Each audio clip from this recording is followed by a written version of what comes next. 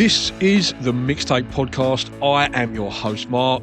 If you enjoy this week's episode, please feel free to rate it 5 stars wherever you listen to your podcasts. You can find over 140 archive episodes just by visiting themixtapepodcast.com. And there you will also find the link to my Mixcloud. On the Mixcloud channel, you can also hear the music that my guests pick for their mixtape. Also on the website are my social media links and YouTube channel. You can find all of that good stuff at themixtapepodcast.com. Thanks so much for listening, and I hope you enjoy this week's episode. Hello and welcome to this week's Mixtape on Radio Fremantle 107.9 FM. I am your host, Mark, and joining me right now, it's Rob from Enter Shikari. How are you, Rob? Hello. Yeah, I'm doing really good, thank you. I've got my dog come up to say hello because he wants to know who I'm talking to up here in the top room. But yeah, I'm doing very well, thank you. How are you? Yeah, excellent, mate. Excellent. The weekend starts here. It's already Friday afternoon here. So, yeah, weekend starts here. Fantastic. So, this week, Thursday, you're kicking off the Australian tour, Fremantle Metropolis. The 14th of May. It's destroyallines.com for tickets. Just wanted to ask you, first of all, Rob, will we be hearing much of the new album on this tour? Yeah, absolutely. We're really excited about playing them, actually.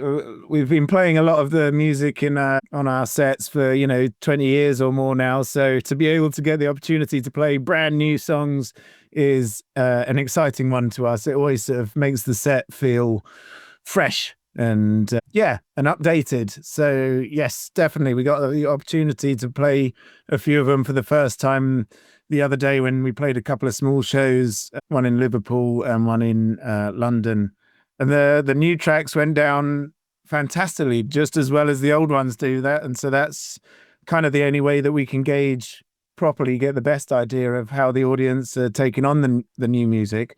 And so to see their reaction with our own eyes, see them singing along and, raving and dancing to it just as much as they do with the songs that they've heard for 20 years now is amazing. So we're really excited to bring it to Australia. And one of those small shows you mentioned, the Cavern Club. What was that like, playing an iconic venue like that? Yeah, well, we're all big Beatles fans, and we've before we became Enter Shikari, years ago when we were little whippersnappers, we used to play Beatles tracks. So to be able to think that we were actually playing in the Cavern was so weird, because like you've obviously got all the big Beatles tourism stuff going on around it as well, and there are people there that had no idea who we were as we were sort of loading in, excuse me, we got a gig here tonight, and they're just fans of the Beatles, which was kind of funny. But it was a great club, and it's oozing with its history there. I don't know if that's just because of all the pictures and memorabilia up around the walls, or if it's actually something in the essence of the building itself. But it was great. It was a great show. Fun to play it. And when you're on tour, Rob, somewhere like Australia, like what does a typical day look like for you? You like to get out and about and see some sights, or are you more of a sort of a sound check and kick back sort of to the hotel sort of guy? Well, it kind of depends. Obviously, our sleep schedule is turned upside down literally when we go to Australia. So that sort of, it depends. I can often wake up in the middle of the night, and then maybe if the hotel that we're in has a gym, I'll go and do a workout in the middle of the night because I'm wide awake. I might as well do something, and the shops and restaurants are closed. So, but one thing that I do personally really like to do every time I'm in Australia is go see the botanical gardens, because Australia's got some fantastic ones and they're all free. And I love that. I love being able to sort of immerse myself in the flora and fauna of the country that we're currently, touring in. It makes me really think about and realize where I am in the world, because there's different plants and different animals to what we have back home, and you don't really see that inside a venue. Inside a venue, you could be inside a venue in the UK or Russia or anywhere else in the world, whereas when you see the plant life, or even just sort of walking around the cities, I suppose is a fun thing to. I do like to get out and about, but saying that, I do also like to know that the gig is in safe hands. So I make sure that I'm there well in time for sound check, have a good sound check, make sure everything's that sort of. I can't forget why I'm there in the first place. Work comes first, and then rest, I suppose. But then, yeah, I do like to get out and explore. And food is an important thing for me. Going out, and if there's anything specific to that place that I'm in, I like to enjoy that. So if you have any recommendations, I'll be there. I've never been asked that before. Restaurants. There is a place in Perth called Big Don's Smoked Meats, and that is, pretty much the place to eat at the moment. It's chockers every weekend. Big Don's Smoked Meats. You're listening to The Mixtape. Let's talk about the album cover, mate. Just going back to the album quickly. I gather it was a bit more than your normal, regular sort of album cover shoot. And I think it really shows, like, it was so worth the effort that you put in, because it is phenomenal looking album cover. Tell us a little bit about that album shoot. When Raoul told us this idea of what he wanted to do, all I thought was, oh, Christ, one, logistics of setting that up, and two, how much is this going to cost? And sure enough, both of them, it was a massive pain in the ass to do, and it cost a lot of money. But I think out of it, we got a fantastic album sleeve that everyone seems to really appreciate and is pleased with.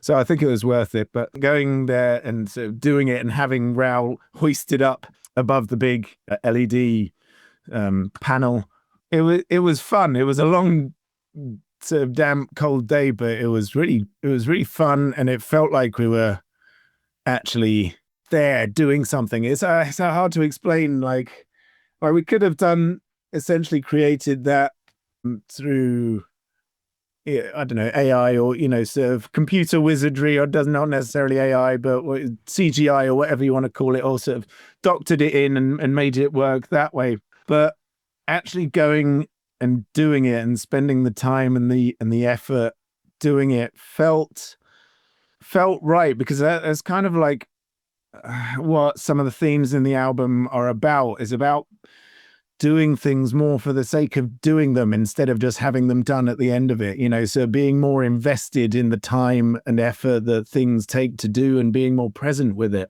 And that was exactly what we did with that day. And looking, even if I might have got a little bit grumpy towards come 10 o'clock when we were still there, and I still had to drive home, and we had all this scaffolding and stuff to take down. But it was definitely worth it. I think I look back at it with rose tinted glasses, and it was good. Money wise, I think you'll recoup a lot of that in t-shirts, because I saw you got the image already on t-shirts on your website. I reckon they will sell like absolute hotcakes. Yeah. I reckon you'll bring that money back. We got to try and make it pay for itself somehow. So yeah, good. Yeah, no, that's it.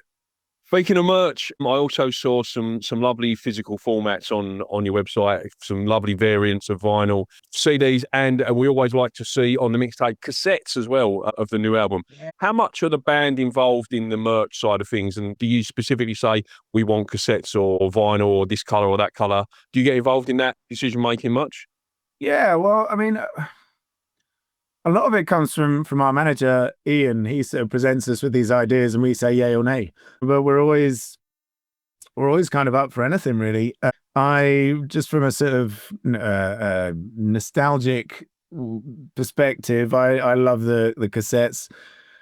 I had thousands of cassettes. I've still got my thousands of CDs, so it's nice to have that physical format. Do you remember mini discs? I had a phase of mini discs. I don't think we've quite got to releasing any music on mini discs yet, but I don't know if that format will make a comeback. It's kind of going back to what I was saying about the day that we spent on the video shoot, is that the physical format, having that real tangible thing in your hand, as opposed to just this sort of digital ones and zeros is that you can get from a streaming website platform. It just feels like you're engaging with it a lot more, and it feels more real, and like you can have possession of it. Like when you're just listening to it, streaming it from online, you can enjoy the music, but when you have it in your hands with the artwork, and it just feels like you own a piece of it, and I think you get a much deeper relationship with it.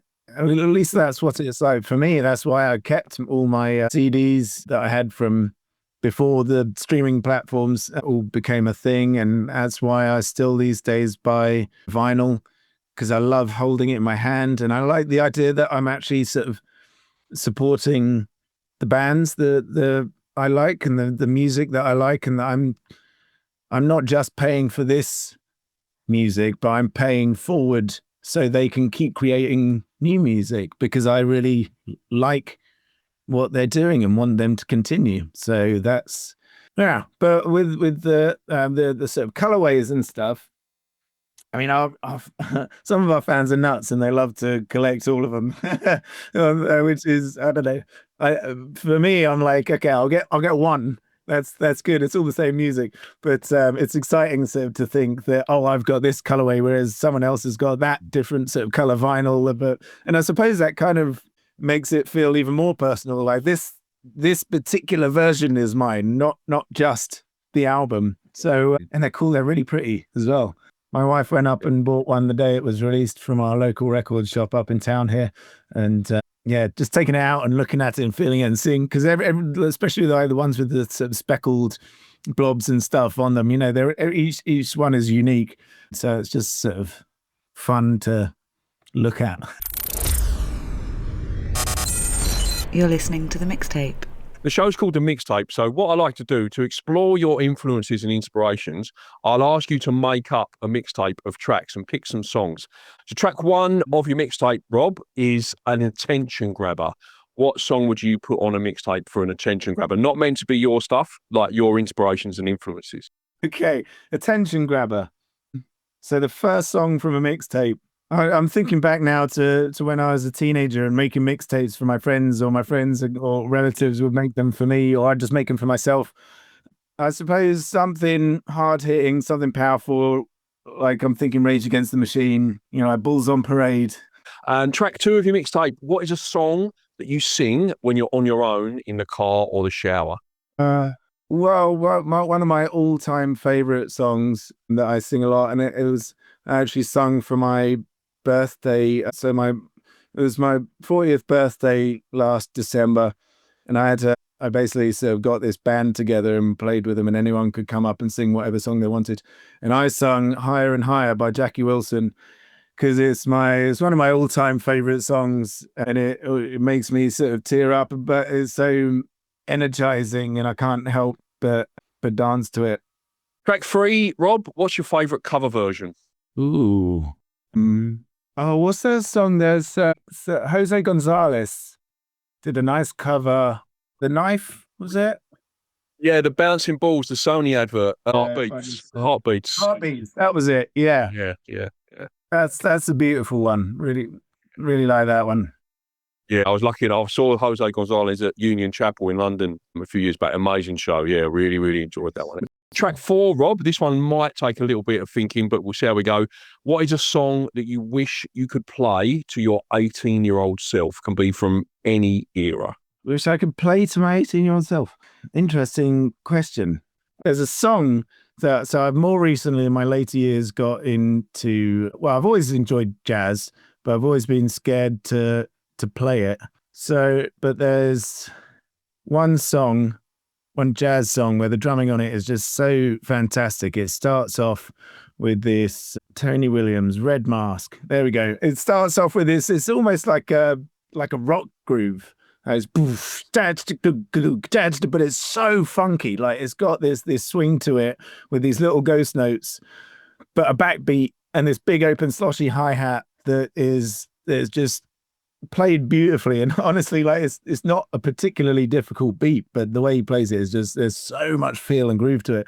And I try to play it now, but so I don't do a very good job of it. But I feel like I wish I had heard that when I was 18, and that would have maybe inspired me to look into jazz drumming a little bit sooner.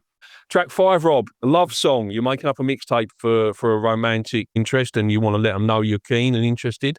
What song would you use for that? You know, a track that when I was first courting my now wife, one artist that I would speak to her a lot about was Paul Simon. And I think she always tells me about how I messaged her one time and said, "Oh, I really want to chat about Paul Simon. Do you know him?" And she said, "Yeah, of course, love him." And then she had to run to her mum and go, "Quick, mum, who's Paul Simon?" and so yeah, I'd say Graceland. I mean, it's not really a love song, but it's a song that.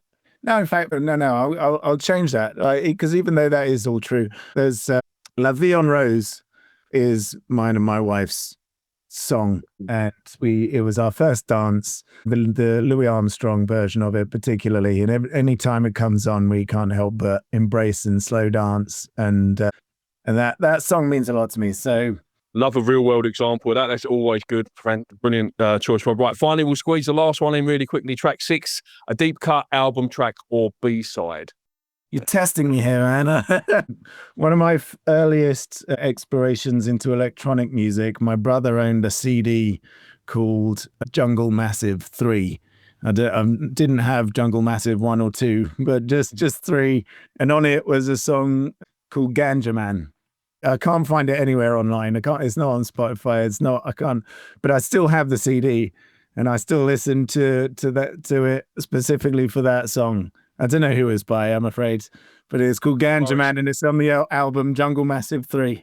I will try my absolute best to find that somewhere and play that for everyone. Rob, it's been an absolute pleasure chatting to you, mate. Safe travels down to Australia. Enter Shikari kicking off the Australian tour on Thursday, the 14th of May, Metropolis, Fremantle. It's destroyallines.com for tickets. Thanks a lot, Rob. Cheers, mate. Appreciate your time, buddy. Thank you. Bye-bye. Thank you so much for listening to this week's mixtape. If you would like to get more from the mixtape, you can catch up with over 150 archive episodes by visiting themixtapepodcast.com. Also there you'll find links to the YouTube channel, my social media pages and my Patreon if you would like to get even more content that doesn't go out on the radio show or the podcast. You can secure your mixtape backstage pass. All of those links are available at themixtapepodcast.com. You've been listening to The Mixtape and I've been your host, Mark. Until next time.